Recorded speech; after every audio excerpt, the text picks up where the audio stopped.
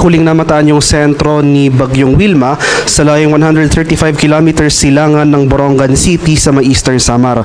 Napanatili nito ang taglay na lakas ng hangin na malapit sa gitna na umaabot ng 45 kilometers per hour at pagbugso na umaabot ng 55 kilometers per hour.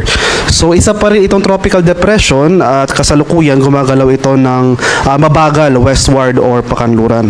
So makikita natin dito sa ating latest satellite images na itong mga makakapal na kaulapan na associated kay Bagyong Wilma kasalukuyang nakakaapekto sa ilang bahagi ng Eastern Visayas, samantala ito namang epekto ng shear line ay umiiral dito sa ilang areas naman ng Kabikulan.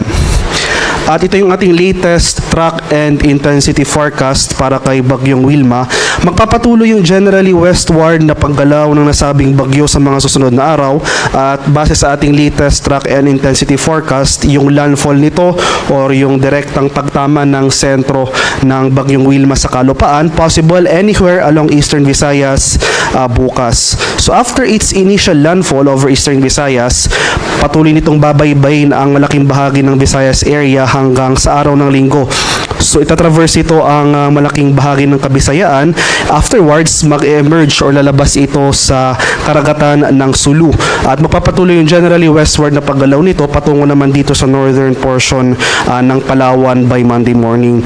So throughout the passage ni Bagyong Wilma, inaasahan natin na mapapanatili nito ang tropical depression category, pero hindi natin inaalis yung posibilidad ng further intensification once na lumabas na ito sa ating West Philippine Sea area.